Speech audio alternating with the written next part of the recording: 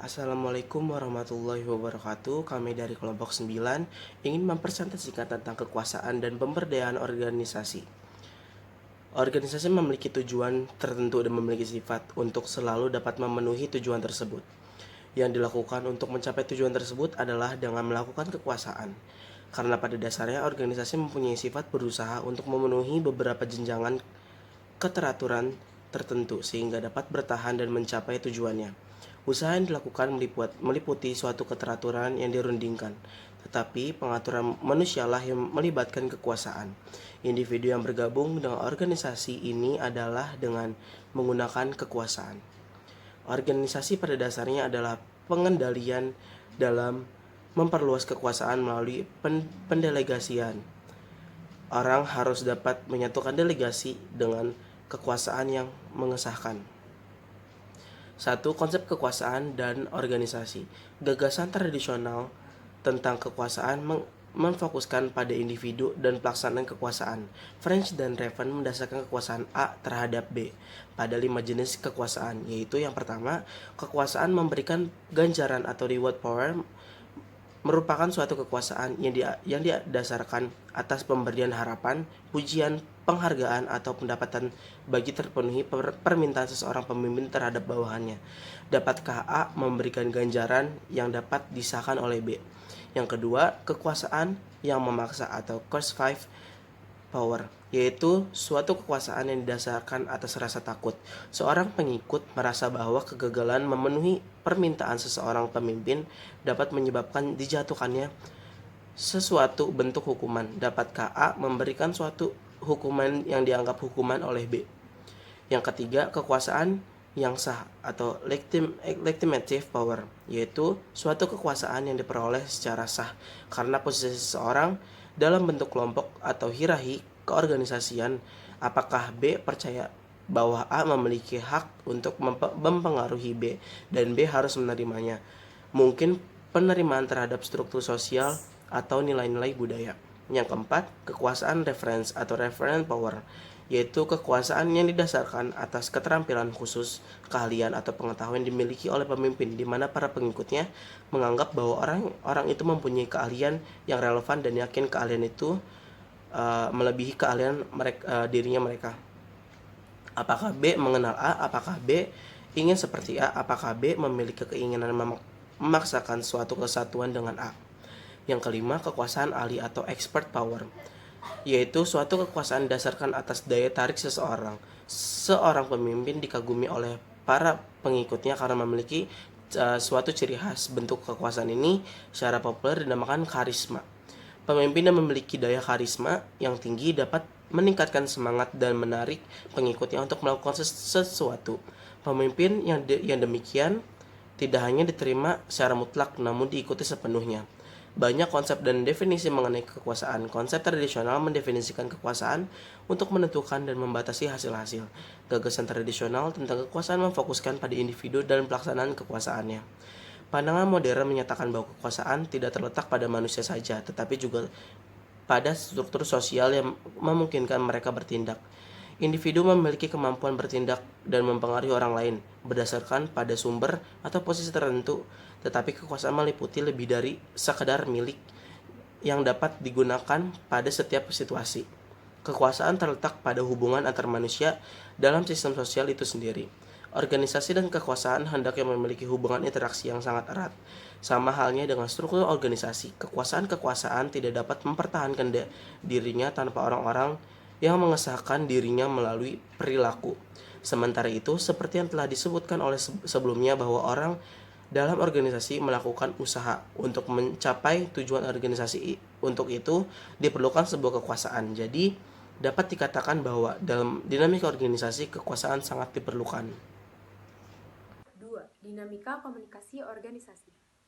Gagasan terhadap komunikasi tradisional mula-mula adalah melihat komunikasi sebagai alat atau transmisi, yang mana menitik beratkan kepada gagasan pengiriman, penyebaran, dan pemberian informasi kepada orang lain dengan tujuan untuk mengendalikan.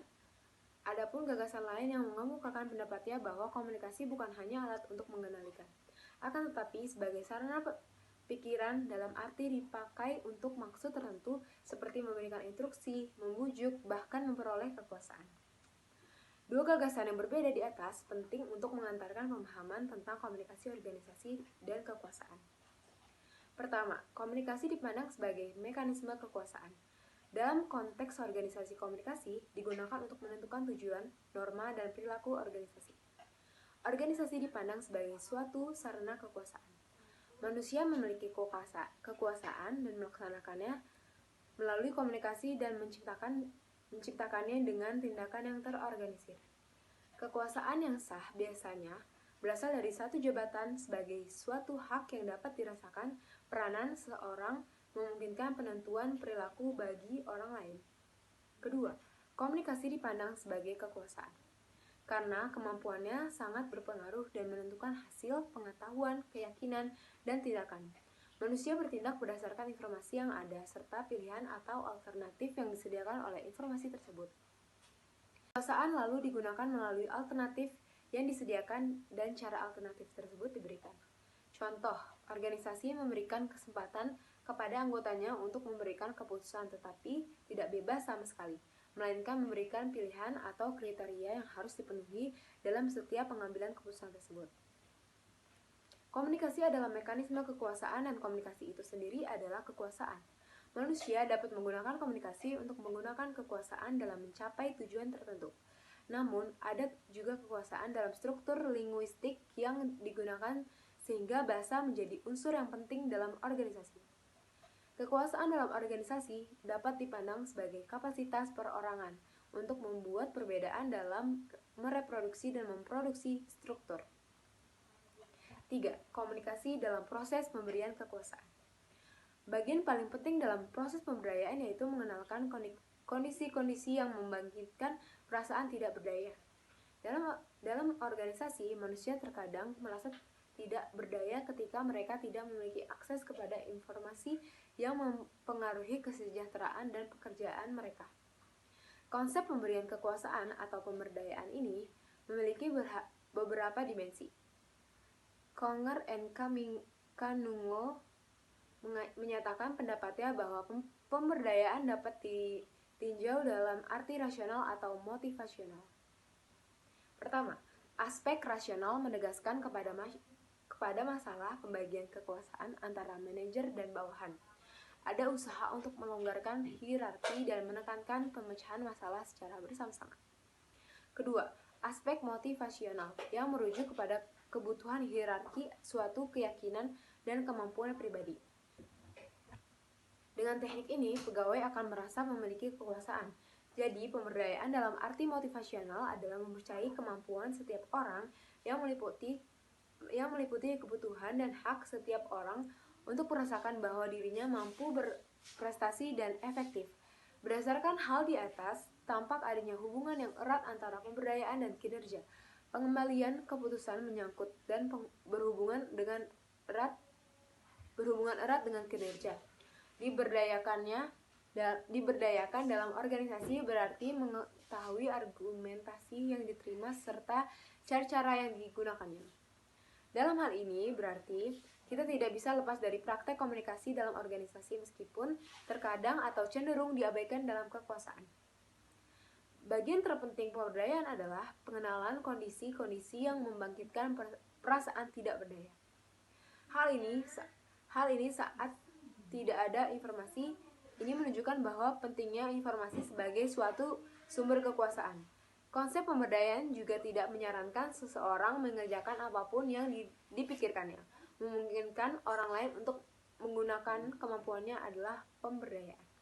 Kemudian pada poin keempat ada komunikasi dan pelaksanaan kekuasaan, di mana komunikasi dalam suatu organisasi harus mencerminkan penggunaan kekuasaan secara bijaksana.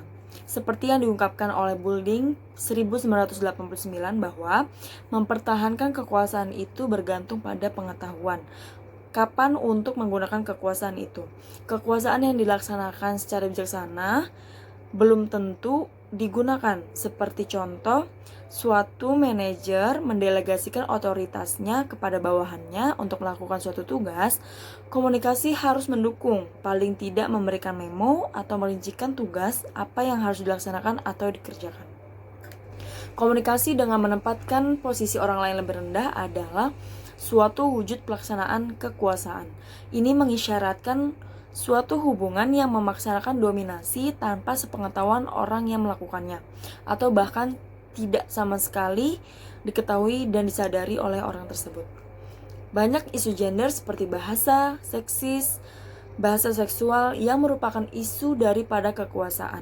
Sesuatu yang tampak tidak salahnya bagi seseorang dapat saja dipandang sebagai penindasan oleh orang lain. Misalnya seperti istilah freshman dapat saja menimbulkan suatu pertentangan. Itu dikarenakan kata tersebut khusus untuk seorang pria sehingga mengabaikan keberadaan kaum wanita. Meskipun begitu, sebenarnya istilah ini sudah ada dari dulu dan tidak menyangkut jenis kelamin lagi. Dalam komunikasi yang penting adalah penciptaan pesan. Bahasa tidak saja sekedar masalah kecermatan politis. Masalah persamaan lebih penting daripada gagasan kecermatan politis. Jadi kesimpulannya adalah kekuasaan merupakan kemampuan untuk mempengaruhi, mengatur, atau mengendalikan dan merupakan bagian yang melekat pada suatu organisasi. Kekuasaan tidak hanya melekat kepada manusia dan sumber daya, tetapi juga pada struktur sosial itu tersendiri. Struktur organisasi memperbolehkan dan membatasi penggunaan kekuasaan. Struktur ini disahkan melalui perilaku komunikasi. Struktur organisasi diciptakan, dipertahankan, dan ditransformasikan melalui proses komunikasi. Komunikasi bukan hanya berlaku sebagai suatu mekanisme kekuasaan, tetapi juga merupakan kekuasaan dalam arti aturan-aturan, praktik-praktik, dan cara pandang dalam wacana yang bersangkutan. Praktik-praktik diskursif, penulisan, dan argumentasi merupakan bagian yang melekat pada struktur. Organisasi yang mendambakan sebuah inovasi, perubahan, dan andil maksimal daripada anggotanya akan menjalankan komunikasi yang memberdayakan semua pesertanya. Kekuasaan yang menjadi kekuasaan positif apabila dibagikan, kembangkan pada orang lain, dan digunakan secara bijaksana dalam arti memperbolehkan masuk berbagai pendapat yang beraneka ragam dalam pengambilan keputusan dan sebagainya. Menumbuhkan kemampuan diri, saran-saran, serta menjamin kondisi yang memberikan kesempatan untuk saling mempengaruhi. Sekian presentasi dari kelompok 8, semoga bermanfaat.